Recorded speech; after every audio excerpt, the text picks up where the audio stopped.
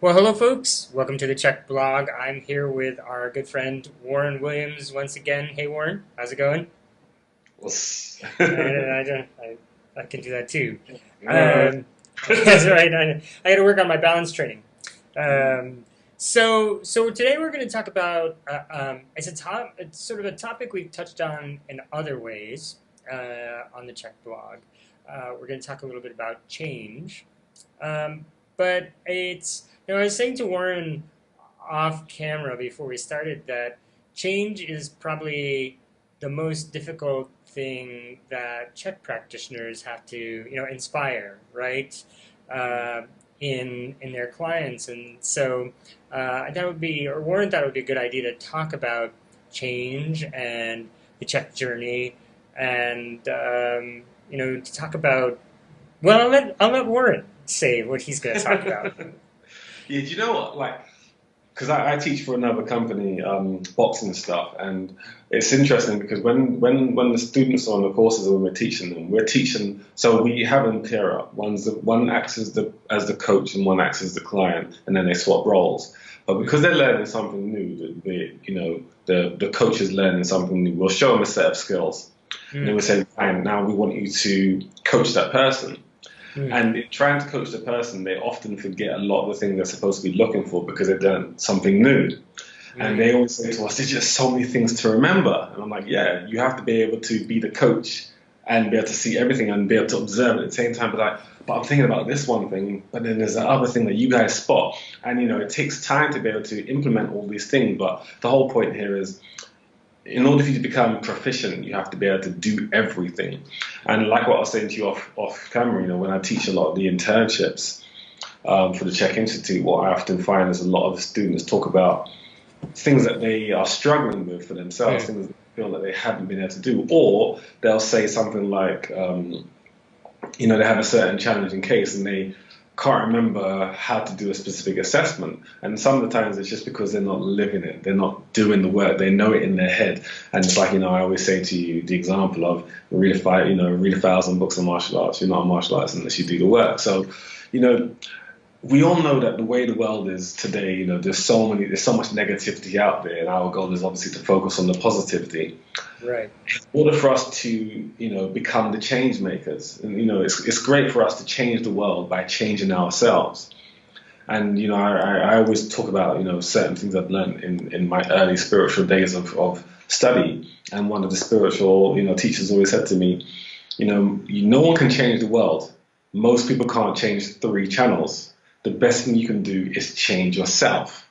And we always go about changing by living as the example. So a lot of the students often say, how do you get your clients to change? And this is really the big thing is, how do you get, because you often say this at the end of our talks, what do you do?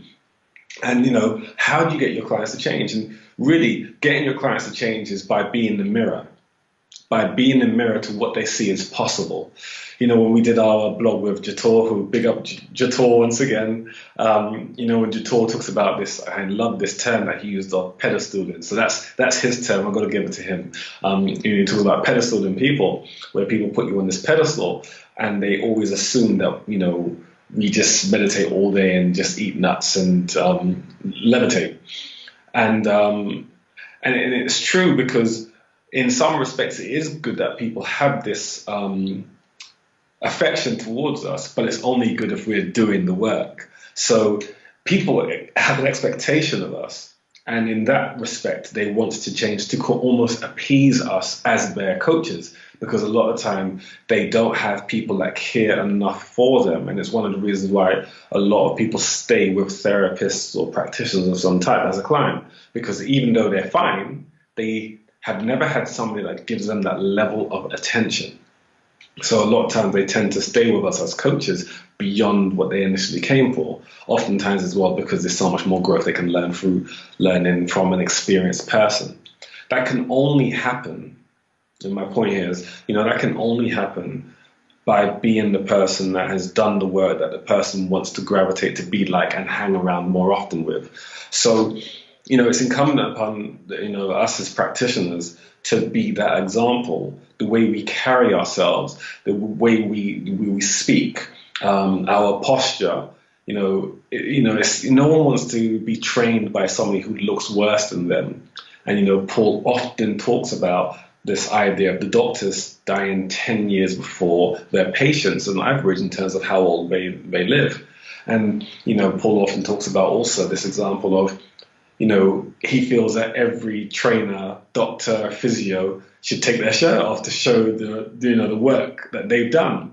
And he said, how many people would turn up to work if tomorrow they had to come in topless? And that's because they're not doing the work. They're just talkers. And as they say, don't talk about it, be about it, is a saying that is often expressed. So just from my observation from Chekis and knowing that a lot of them struggle with the concept of forcing change or encouraging change to their students, a lot of this comes from being the practice yourself. So if I know that, as an example, one of my clients who I've trained for 18 years, Rita, she says to me, look, honestly, if you told me to jump off a building, I probably would.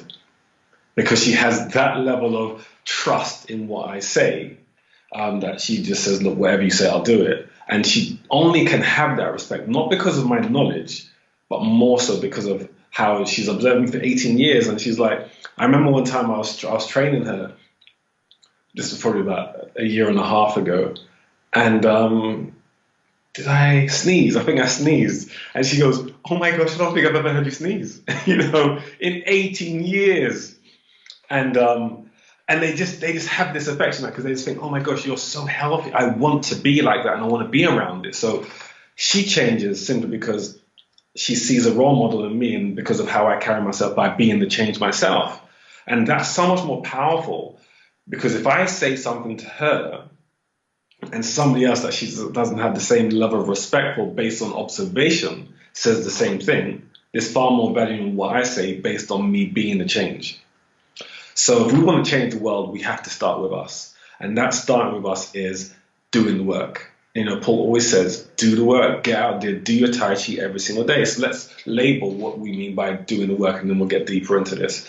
So, and before I start, did you have any comments or anything you want to address before we go into that bit?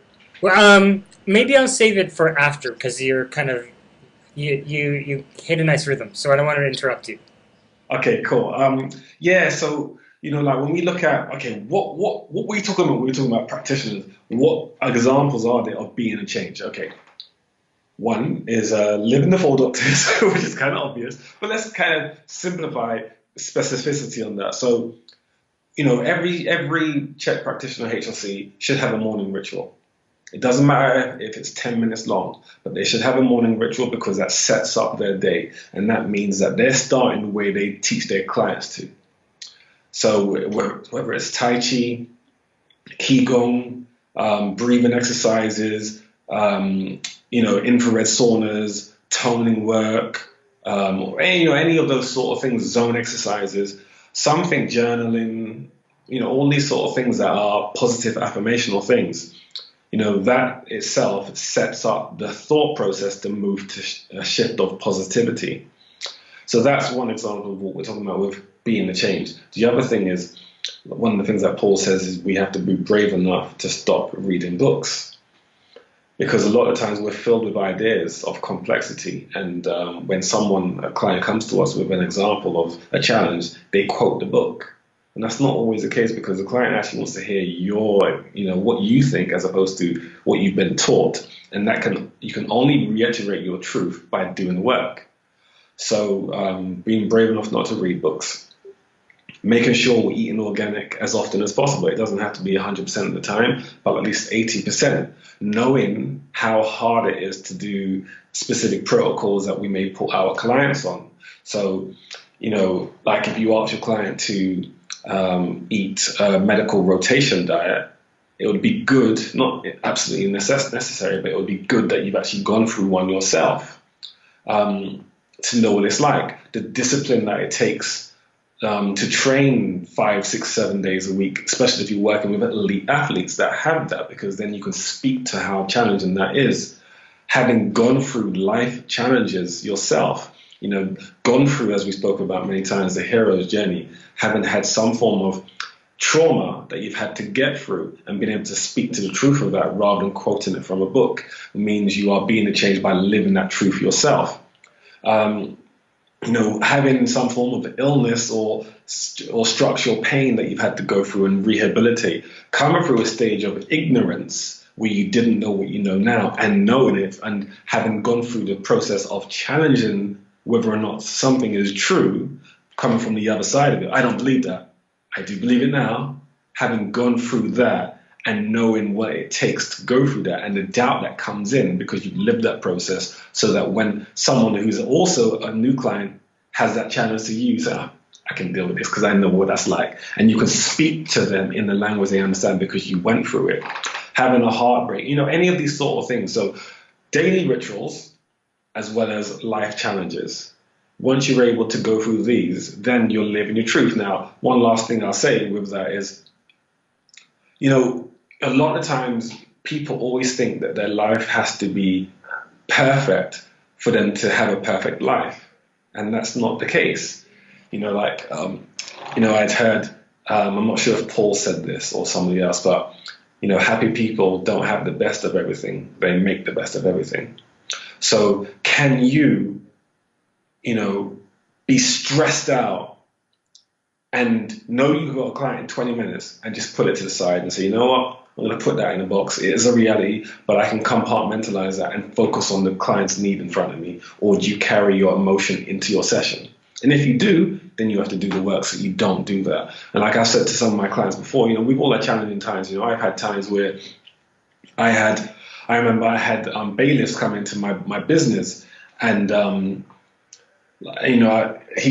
guy came in and we had a conversation, and I knew I had to raise like £5,000 in 24 hours. After he'd left, he says, right, I'm coming back tomorrow. You've got to find £5,000. At that point, I was like, I have no clue where I'm going to get that money from. Half an hour later, I had a client. That client never knew that I had that challenge because it's not for them. It's not for them to take that on board. They've come to me to take on board their issue and to help them resolve it. So I can't be sat in that session and my client's talking, but my mind is preoccupied with this bailiff. That wouldn't be fair to that client. So I've had to go through a practice where I can truly compartmentalize and know that I can do that because I've done it. And, just on that, I remember there's a lady that I knew, and I remember she'd said to me once, yeah, I know that if there were people stuck in a burning building, I'd run into it myself. And I'm like, how do you know that? Have you done it? And she goes, no. I goes, then you can't say that because you haven't done it. So being the changes, living truths and knowing that you can go through the fire yourself, knowing that you have the discipline yourself, knowing that you have the commitment, the drive, all of these sort of life challenges, those are examples of, being a change. And how much of part of that, especially when you're working with clients, is kind of feeling comfortable enough with them that you can express where you were at the start of your change, right? I mean, if you had weight challenges of your own, or you had health challenges of your own, and being able to really express that vulnerability about, the places where you started. Yeah, definitely. It's like, the fifth chakra is speaking your truth. And, I've quoted many times about, Deepak Chopra saying that in order for you to become invincible, you have to become defenseless. And, even though knowing people put you on this pedestal, knowing that the vulnerability of where they put you, the accolades of where they put you, letting them know where you were, makes them become even more inspired because they look at Superman and they think, wow, he can be hurt by kryptonite and now everybody loves him even more. Or, like a lot of times with athletes, there's more adulation for an athlete that fails and then comes back versus one that always wins. So, that's knowing that and being comfortable with vulnerabilities in yourself is also part of doing the work, because a lot of times that's the gratified ego that doesn't want to let the client know that there's weaknesses, because they think that they'll be judged by their weaknesses rather than loved for their weaknesses and how strong they are because of it. So, that is powerful. And, allows the client to let go and not feel that they're being judged by Mr. Perfect or Mrs. Perfect, because we have imbalances that they can now relate to, and then you're sharing their story by a connection of inadequacy or insecurity or vulnerability. Yeah, and it gives them a sense, right, that, well, if other people have done it, then perhaps so can I, right? It's not like I'm trying to run like Mo Farah, right? Yeah. Who has this incredible genetic ability that I'm just never going to, I'm never gonna, I'm never gonna match up with, because just like genetically I'm not there. But Yeah. on the other hand, if I can show my client that, I was starting in a very similar position to you, Mm. gives a sense of possibility. Yeah. And another thing I wanted to kind of address is quite a few points anyway, but another thing I kind of wanted to address is also about being the change is also being comfortable with using labels that are not generic as to when people come to see us as practitioners. So what I mean by that is sometimes we fear as practitioners, part of this being the change is the labels that we want to use to identify what type of work we do. So an example for me, when people say, what do you do? I say, I'm an alchemist. Some people would feel scared to say that because they think, well, what if my client or potential client judges me for that? So I'm not going to say that. I'm going to say I'm a personal trainer. And, as you know, and I do a lot of the gradings for the case studies. And when the students put their name down, 90% of the time, their occupation is a personal trainer. And I'm like, why are you calling yourself a personal trainer? You know you're not a personal trainer. So if you want to inspire change, stop using names that make you feel like you fit into the pack. As I say, if you want to stand out, you've got to step outside of the pack. You've got to be different. So part of being the change is starting to speak your truth by using words that you feel will identify who you really are rather than trying to fit in with, the crowd. So if you want to be the change, start calling yourself a holistic health coach or a life coach or an energy medicine person or a shaman or whatever that you feel speaks to you, rather than using labels that fit in with the status quo, because you can't, affect change by using a term that people won't judge you for. Change is like we've always said, before, change goes through three things. All new ideas, as you know, go through these three things. First of all, they're violently opposed, then they're scorned, and then the third is they're accepted as real or accepted as truth. But somebody has to first be brave enough to, be vilified for this new concept. So when we start using these new terms that we know are new to people, but are in fact very old, that's when we're starting to affect change, because now more and more people hear about it. Imagine hashtags that are actually using these terms, as opposed to I'm going to fit in because I'm scared and I'm going to call myself a personal trainer. So if there's one thing I say on this call for all you practitioners that are watching this, stop calling yourself personal trainers. You are not personal trainers. It's just a term to make you feel safe.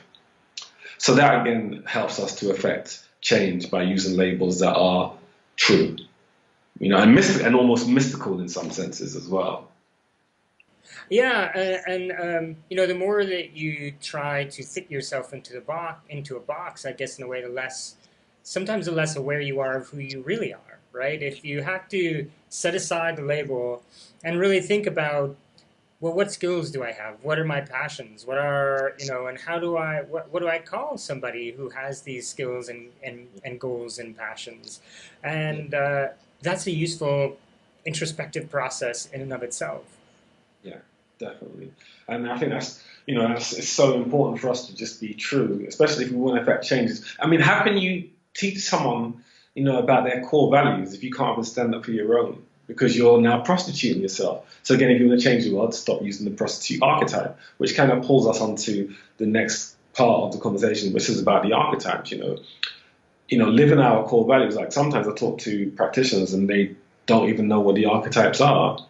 So it's like, how much of the studies are they truly doing? Because Paul talked about archetypes a lot. There are a lot of Chek practitioners that, I wouldn't say a lot, but there's enough Chek practitioners that I've spoken to that don't watch a lot of Paul's blogs. And it's not like you have to watch his blogs, but Paul goes into so much that isn't always covered in the internships. That to change the world, listen to someone like him talking about all the facets of the check system is important for us to be able to affect change, because then we can start living that truth and speak that truth because we're comfortable seeing Paul speak it. And, Paul is very comfortable talking about all of these outlandish, out of the box sort of things. So that's an example of living your truth and being comfortable enough to change the world with your own, the own, things that you do.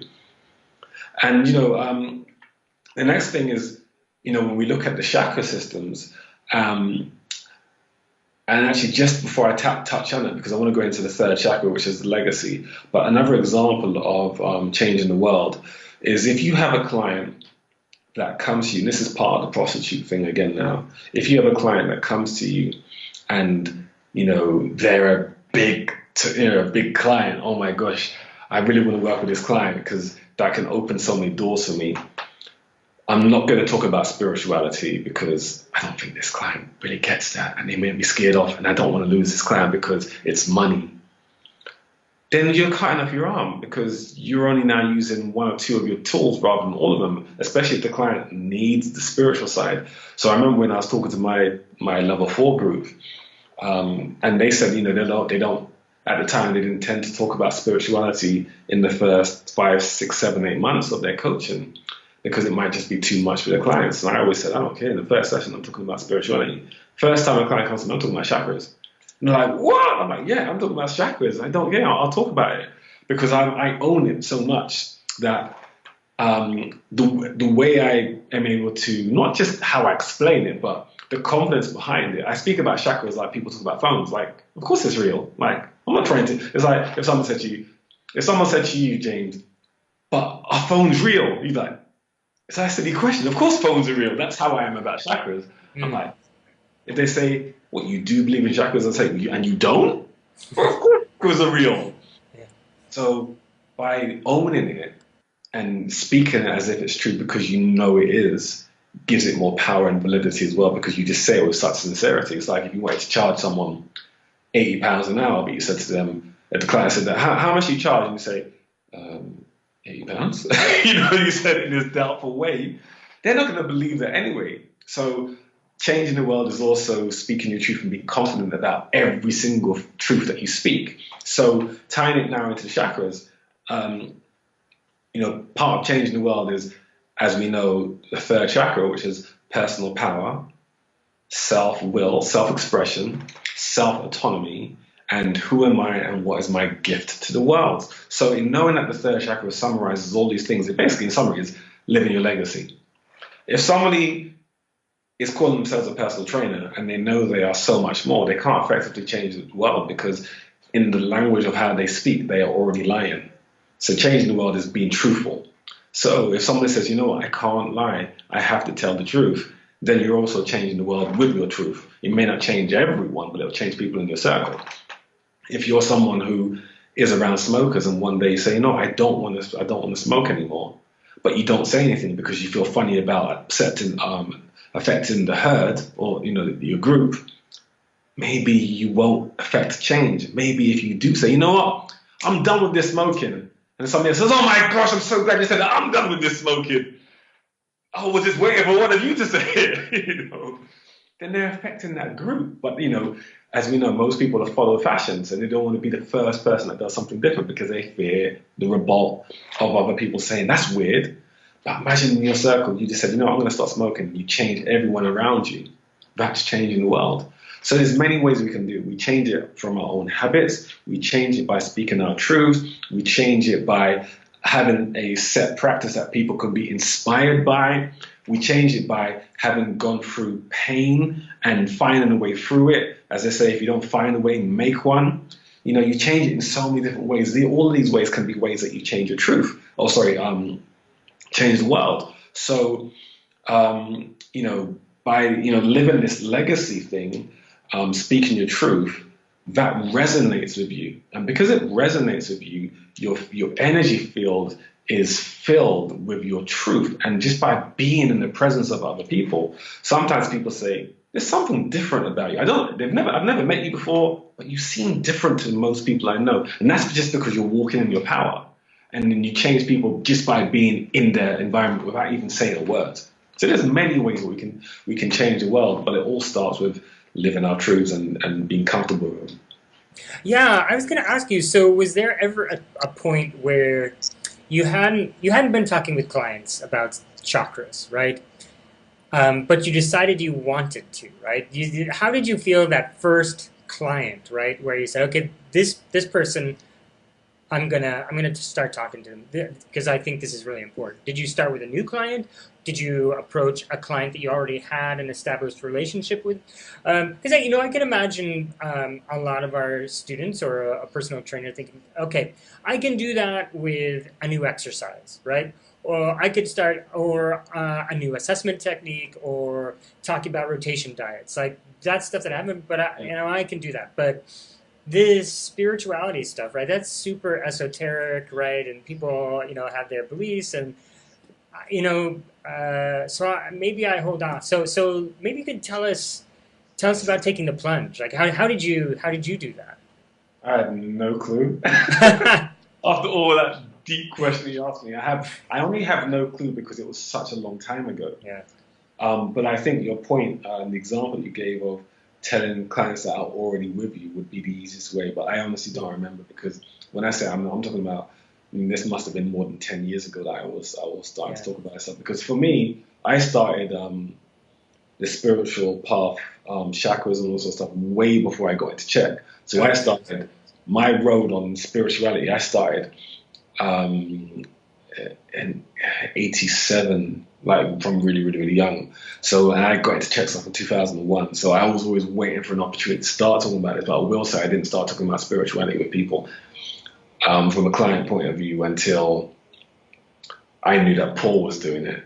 mm, When I did HLC 1 and 2 of Paul in 2002 or 2003, when he started talking about spirituality in the group, I was like, oh, and seeing their reaction to it because of who was speaking it, yeah, I was like, okay, it's cool to talk about spiritual stuff. So from there, I can't remember where I started with an existing client or a new client, but I just know that because Paul had given it validation, I was yeah, comfortable with talking it myself. So I think, especially with these Czech blogs and stuff that you're putting out for our students and viewers, I think the more we all are talking about it, it will make it easier for the students watching this thing. Okay, it is okay to talk about this stuff, but I think it is a good point, like you said, to perhaps talk about it with an existing client because by that time, having talked about physical stuff for so long, they mm, probably know you're not a crackpot when you do talk about it. But yeah, maybe if in the first session all they get is, yeah, hi, this is our first session, right, we're going to meditate and hug a tree. They'll probably think, mm, okay, I won't be seeing you again. They'll probably be nuts. yeah, So it might be a better way to do it for other people. For me, like I said, I'm okay with it. yeah, Especially if people come in my home, they just see pyramid crystals, they see chakra, like as you see the chart behind me, they see chakras everywhere and energy centers and vortexes all over the place. So they kind of already know what they're getting into. And I suppose with that, another good point in that is with marketing, some people they hide that stuff in their marketing. So that when somebody comes, they don't expect that you're a spiritualist. yeah. But that's why if you go to my website, it's obvious I'm not a personal trainer. It's obvious I'm into spirituality. So it makes it easier for the person to then have that conversation with me.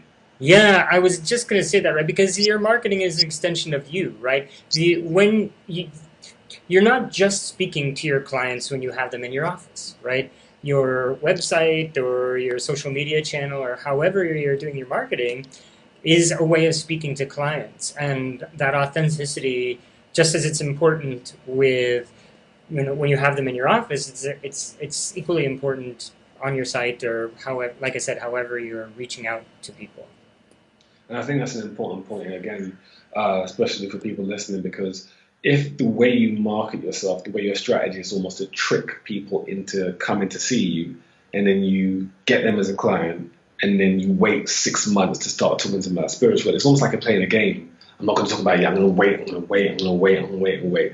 But maybe after the first month, you should have spoken to them about it, but you weren't comfortable enough with that truth yourself because you're not living it. So that's definitely something that can only come with practice and personal development, and that's why the spiritual side is so key. Because a lot of the times our students always want to know when's the right time to do this, that, or the other. But if you were doing the work, you'd be able to answer that question yourself because you have the intuition that works. So the next thing that kind of ties into is it's the reason why it's important in order for you to be the change by to change the world by being a change. It's another thing that's relevant with that is like Paul says, you can only lead the people as far as you can lead yourself. So if you are only consciously on the second chakra, but you have a client who is needing work at the fourth or fifth chakra level, then how do you coach them when you don't do the work? How can you coach someone to meditate when you don't meditate? You don't know how hard it is to do it. You can read it in a book, but you don't know. It's like me and you, we can only talk to a woman about, you got to try and be strong to give birth, but we'll never be able to speak to that truth. I know it's hard. No, you don't. I heard it's hard. I can empathize with you, but they would get far more feedback from a doer who's actually a woman that's actually had given birth. The same way how I know how hard it is to meditate. I know the challenge, or I know the challenge of having a busy schedule because my schedule is busy. And those things allow people to connect to you because you've done it, and you can only do it by being a change yourself. So you can only lead people as far as you've led yourself. That's why it's important to have your morning rituals in place. I always try to say when I ask my clients to do specific things, I'm typically more disciplined than you. So if I say it's possible, I know because I'm not an impossible person. So the fact that I can do it means you can do it because I do it. So that's why it's important to also be the change, to know how hard it is to discipline yourself for something you're asking your client to discipline themselves for also.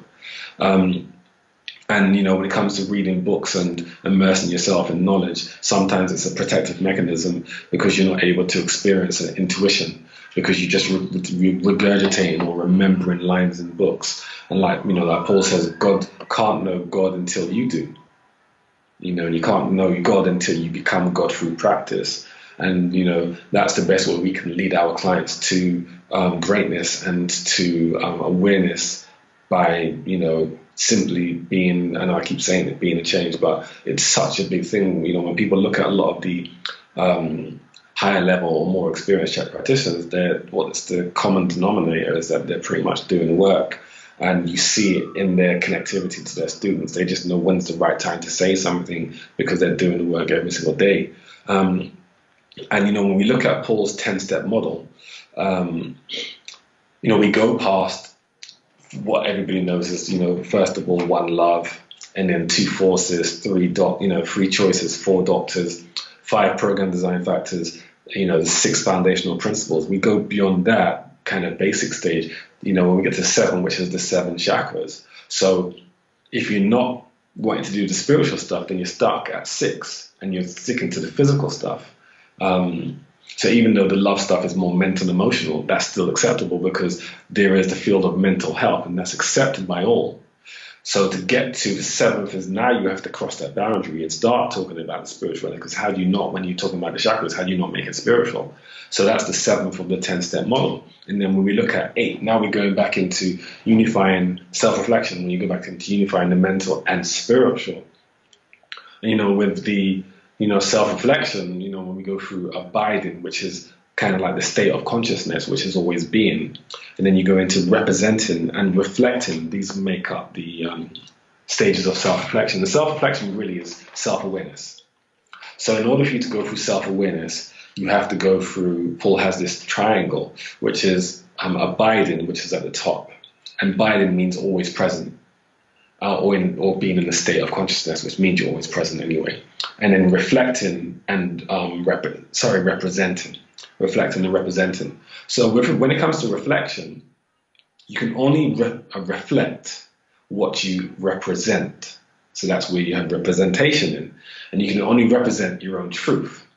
So if you can reflect your truth, you're in a state of always abiding. And that means you're always true and in a stage of kind of self-awareness, and that can only happen by doing the work. It always goes back to this doing the work thing. So you can reflect your truth by being the truth itself. So, if you're constantly just working with clients for money and you're only telling them the safe things to do, then you're always the prostitute, so you're never at a stage of self-awareness and self-reflection and self-truth. Yeah, that's right. I'd forgotten about that triangle, but that triangle is really sort of a powerful way of expressing what it means Yeah, to have self-truth and yeah, self-awareness. yeah. And then, when we get past the eighth stage, we're talking about this 10-step model that Paul uses to change the world. Then we get to a new state. And a new state is almost like, we spoke before about the four stages of consciousness, where you have unconscious incompetence, which is the first stage. And we'll just remind people who haven't seen any of the other videos anyway. So in order for you to effectively change a specific habit or pattern, you first have to go through unconscious incompetence. So we used the example of someone who smokes, and they're consciously incompetent. Incompetent means they're doing something bad and they're not even aware of it. So they're unconsciously incompetent. And then you get to the stage of awareness of it, and now Mm. you're conscious incompetence. You're still doing the bad, it's just been brought to your attention.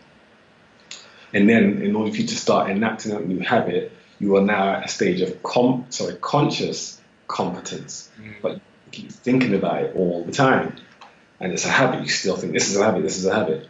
And then eventually you get to a stage of unconscious competence. You no longer have to think about it. It just happens as a daily ritual. Mm. That's a new state, and then moving to a new stage. A new stage is unconscious. It's just happening all the time. So in order for something to be unconscious, you have to do it often enough, such as a morning ritual. You just wake up and just like you brush your teeth unconsciously, you just do spiritual practices unconsciously. And by doing these spiritual practices unconsciously, it becomes so much a part of you that your students, your clients, your friends start to see it within your energy field. Even though they can't see an energy field, they can feel something about you. They say, there's something different about you. I can't quite put my finger on it, but you feel there's a sense of feeling about you. And that's a vibration that they're feeling. They're just not at the level they can perceive it in an intellectual standpoint to quantify it that way. But, and then they're just changing the people around. And that guy seems so calm. It makes me want to be calm. Yeah. Yeah, and there's a flip side to that too, right? So we've been talking about authenticity, and if you're not authentic, even if your clients don't understand the ways in which you're being inauthentic, they might not be able to consciously discern that. But people have a very good they have intuition about those sort of things. I was a teacher for many years, and it was the same thing. If students could tell you weren't being authentic with them in front of the classroom, again, they may not. They might not. They might just be the first day, but we have these mechanisms that help us to pick those out. And maybe unconscious, and so it's the same thing. If you're not authentic with your clients, then like you said, the client you said on the first day, well, I'm going to take you out and meditate, and they go, I'm not coming back to you. Well, it's the same sort of thing. However, it is that you're inauthentic with them. If it's really strong, then you're going to have that same reaction. It doesn't matter whether it's meditation or whatever. Yeah, exactly. I think what you said is a brilliant point to encapsulate it. One of my friends who's a Chek practitioner as well, he's actually working in a school with, I forget how you term it, but, troubled students. He just says that because he's from the streets, they get him. And like if one of the students gets told by a teacher in a suit and tie to do a specific thing, he says, bleep, bleep. So we're not going to say it on the blog, but he'll say, bleep, bleep, you, But then, my friend, Dex can come in to the room and talk to the students in a language that they can understand. And then the guy will be like, yeah, cool, man. All right, I get it. Yeah, all right. And he'll kind of relax because there's an affinity, because he knows he's being real. Whereas he may feel that teacher is doing it because they're getting paid. Whereas this guy is doing it because he just wants to help. And you can feel the difference between those two, even though they're saying the same thing. Yeah. So I guess the sort of takeaway message, right, is to be as authentic as you can and to be the change that you want to see. Yeah, and also just don't, like we said, don't fear anything that you want to do with your clients. And, anything you feel that they need, if you take too long, then remember every person. There are no accidents. Everyone that's coming to you is coming to you for a reason. So if you feel, I should start talking to them about spirituality, then you should, because they came to you for that. So everything is an opportunity. So for the people that listen, be real, speak your truth. Obviously, we talk about it. We have to put an asterisk next to it. If a policeman stops you, don't say, "Oh, you bleep bleep bleep." Your truth. We don't say go everywhere, walk past a fat person. Hey, excuse me, you're fat. I was told to speak the truth. Goodbye, and walk. We're not saying that. Right. But the truth that the person needs to hear is what we're saying. It's the truth that the person needs to hear, that you feel the person needs to hear, because that will help them change. Live the practice of what you've been taught. Do everything that you've been taught by Paul and by the faculty in all of your studies. Start employing those practices, and so that you're actually living them and know how hard it is. Every challenge that you've gone through, see it as a beautiful opportunity for growth. And in order for you to help others, don't focus on money, but focus on a beautiful exchange of energy between the two people, and only see as many people as you can be fully present with. Don't chase money. Don't say, right, I want to try and get 35 clients because that's more money, rather than, it's better for me to stick with 15 because that way I'm giving my energy authentically. Then the universe supports that. The universe never supports isolation. It only ever supports cooperation. And cooperation is when you live your truth as well. Yeah. Gosh, well, that's great. When we started talking about this, I thought, oh, this is like a 10-minute video, but this has all been, really good stuff, Warren. So thank you for stopping by and for talking with us about change today. That was really great. Yeah, I'm grateful as always, and I don't know if we can ever do a 10-minute video. So much, I just don't know. I know, and I should just be knowing all of the people that I chat with. I should just know never to expect that, but that's all right. These are always it's always well worthwhile. So I appreciate your time. Thank you. Thank you, guys. All right, bye everybody.